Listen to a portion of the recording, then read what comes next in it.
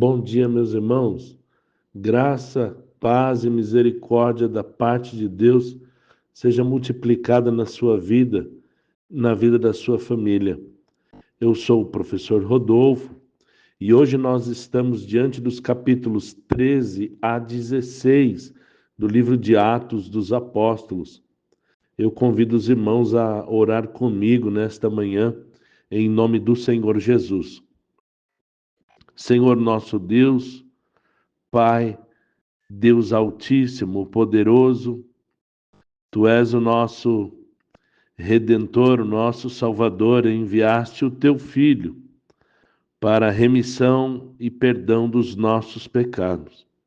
Obrigado, Senhor, por tão grande salvação. Obrigado por nos permitir conhecer um pouco mais a Ti através da Tua palavra. Senhor, nos ajuda a conhecer-te e saber a Tua vontade, para que possamos andar nela, sermos mais parecidos com Cristo e procurando fazer a Tua vontade, praticar a Tua palavra. Ajuda a mim, aos demais professores e também aos demais irmãos que estão conosco nessa jornada de leitura da Tua palavra. Acrescenta-nos a fé, Senhor. Dai-nos a bênção de conhecer a Ti, em nome do Senhor Jesus. Capítulo 13. Na igreja de Antioquia haviam alguns profetas: Barnabé, Simeão chamado Níger, Lúcio, Cirineu, Manaém, que fora criado com Herodes, o tetrarca, e Saulo. Eles serviam ao Senhor e jejuavam, quando o Espírito Santo deu ordem para que separassem Barnabé e Saulo para a obra que ele tinha determinado. E orando e jejuando, impuseram as mãos sobre eles e os despediram. Enviados pelo Espírito Santo, foram a Seleucia e dali para Chipre e Salamínia, onde anunciavam a palavra de Deus nas sinagogas dos judeus. João cooperava com eles. Atravessaram para Pafos. Havia ali um judeu mágico, falso profeta, chamado Bar Jesus, e estava com o procônsul Sérgio Paulo. Este desejava ouvir a palavra de Deus, mas Bar Jesus procurava apartar o cônsul da fé. E Saulo, que também se chama Paulo, cheio do Espírito Santo, repreendeu o homem e profetizou que ele ficaria cego por um tempo. E assim se fez. Vendo isso, o procônsul, maravilhado, creu na doutrina do Senhor. De Parfos foram a Perge, da Panfilha, e João voltou a Jerusalém. De Perge foram para Antioquia da Pisídia, num sábado na sinagoga. E Paulo, tendo oportunidade, lhes expôs as Escrituras, desde os patriarcas, passando pelo Egito, os 400 anos no deserto, e como Deus lhes deu a terra de Canaã, os quase 450 anos dos juízes, passando por Samuel, o rei Saul, o rei Davi, e da descendência de Davi, Deus levantou a Jesus para Salvador de Israel, tendo antes dele João pregado o batismo de arrependimento, e no fim do seu ministério confessou que não era o Cristo, mas que esse viria após ele. Então Paulo lhes disse que essa palavra de salvação era enviada a eles.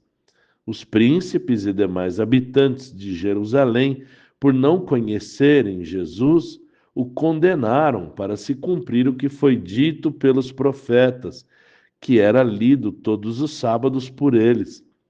Embora não achassem culpa nenhuma para o matar, pediram a Pilatos que ele fosse morto, cumprindo todas as coisas que estavam escritas a respeito de Jesus.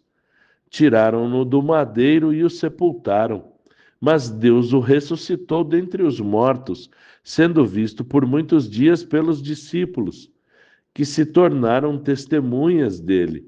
E Paulo havia se tornado apóstolo e evangelista, dizendo que trazia a eles boas novas, de que a promessa feita aos pais havia se cumprido, isto é, o Messias. Deus a cumpriu a eles, seus filhos, ressuscitando a Jesus. E cita o Salmo 2.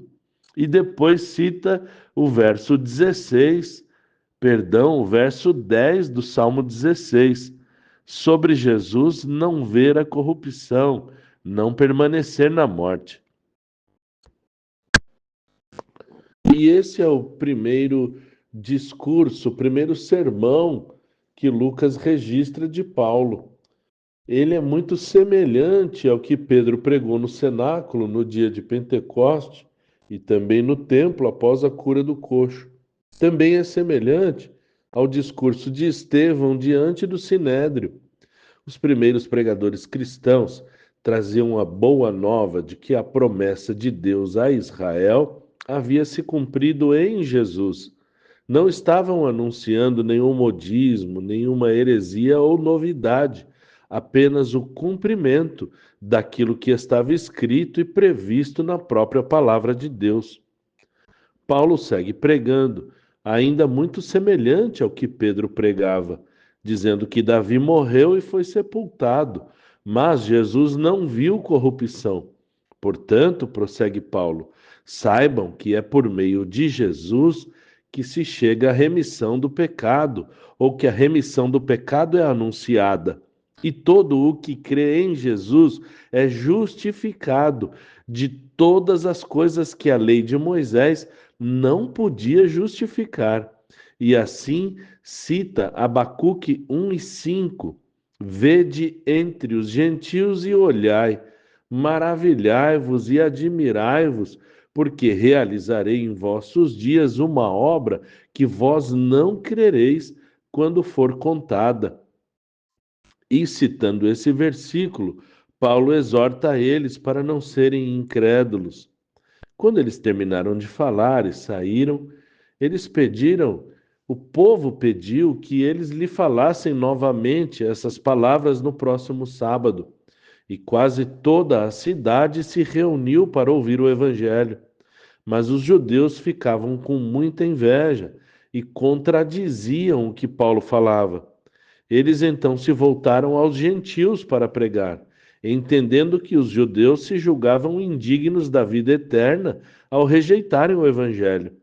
Mas eles haviam sido colocados por Deus para serem luz dos gentios, que se alegraram muito e glorificaram a palavra do Senhor. Os que haviam sido destinados para a vida eterna creram, e a palavra do Senhor se espalhou por toda a região. Mas os judeus levantaram perseguição contra eles, expulsando-os do território. Eles sacudiram o pó dos pés e foram para Icônio, mas os discípulos que ficaram lá estavam cheios de alegria e cheios do Espírito Santo. Capítulo 14.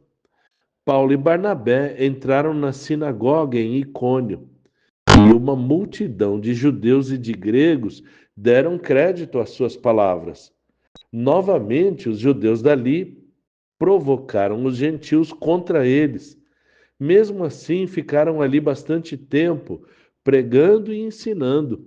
E Deus confirmava a palavra com sinais e prodígios, ficando o povo da cidade dividido. Uns eram pelos judeus e outros pelos apóstolos, surgindo um movimento entre os judeus e os gentios para os maltratar e apedrejar.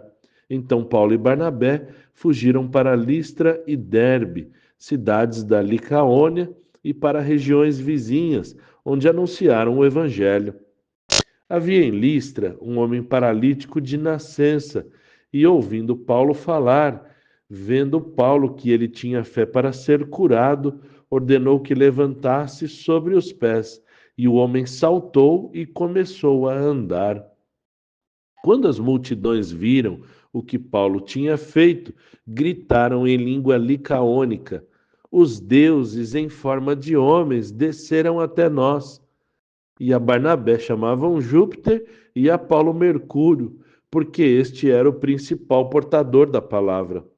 Até o sacerdote pagão queria trazer sacrifício para adorá-los, mas Paulo e Barnabé, ouvindo isso, explicaram que também eram homens e estavam anunciando o evangelho justamente para que eles parassem com essas práticas e se convertessem a Deus, ao Deus vivo que havia deixado cada nação andar nos seus caminhos até então, mas não sem dar a se conhecer e abençoar a todos com chuvas, com as estações do céu, e com muita dificuldade ele conseguiu fazer com que não oferecessem os sacrifícios.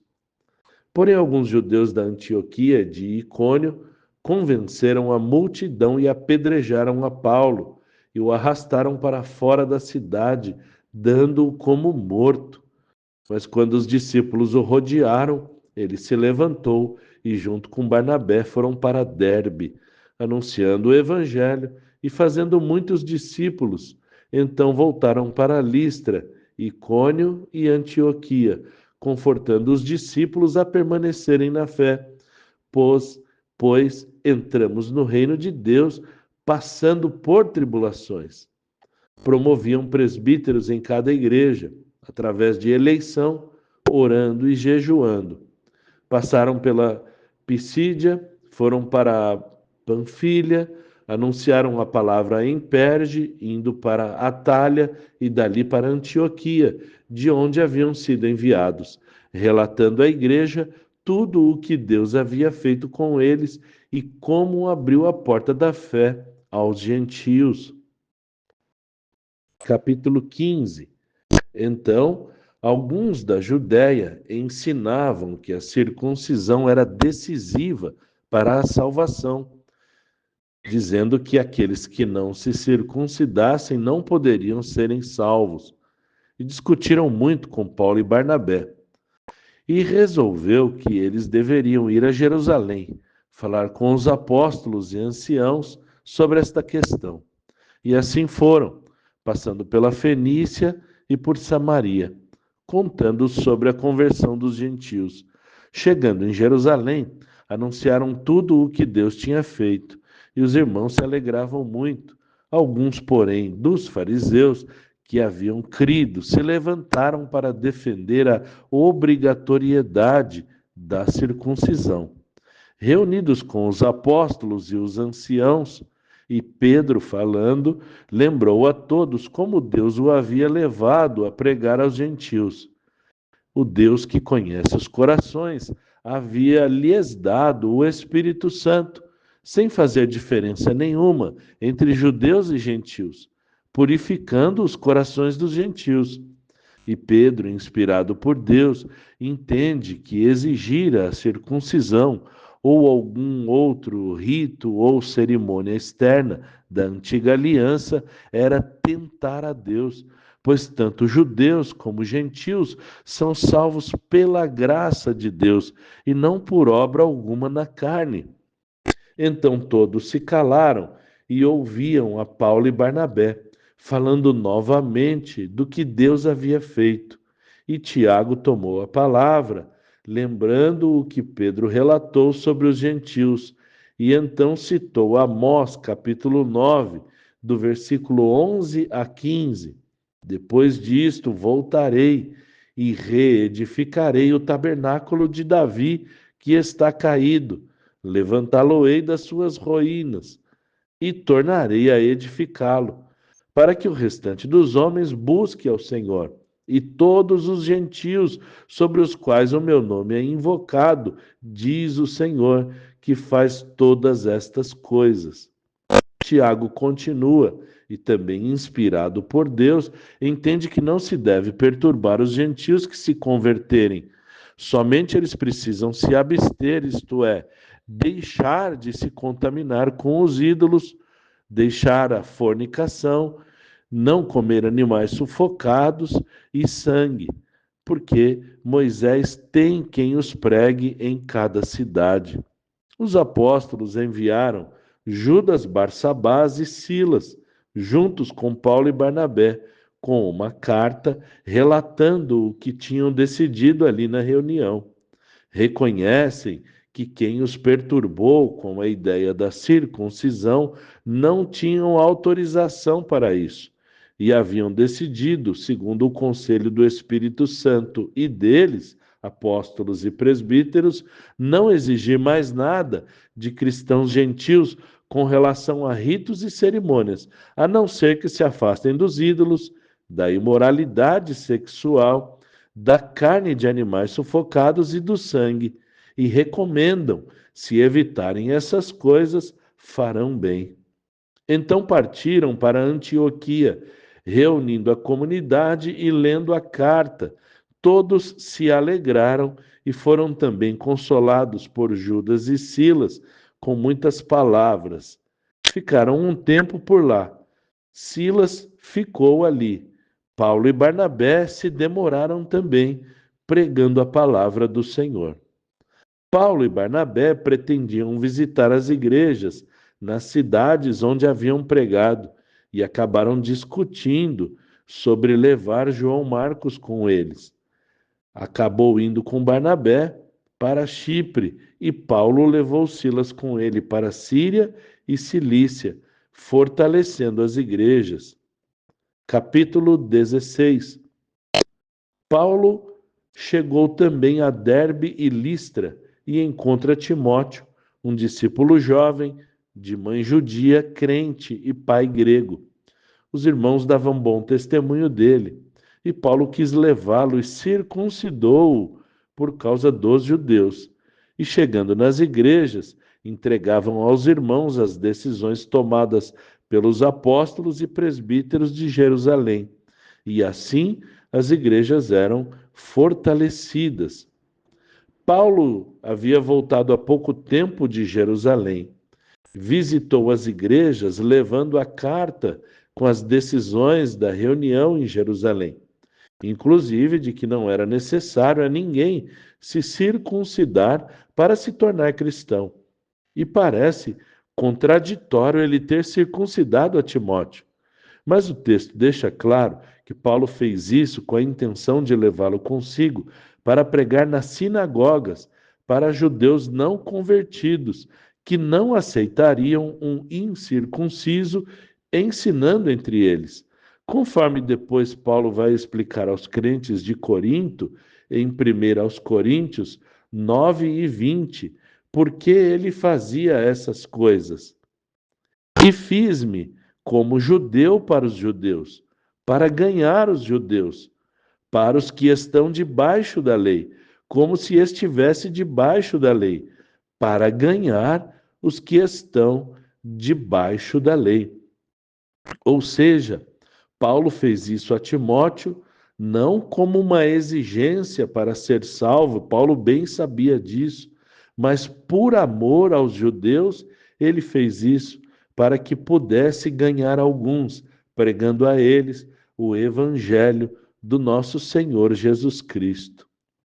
Eles percorreram a região da Frígia e da Galácia, mas foram impedidos pelo Espírito Santo de pregar na Ásia. Chegando perto de Mísia, foram a Troade. Ali Paulo teve uma visão.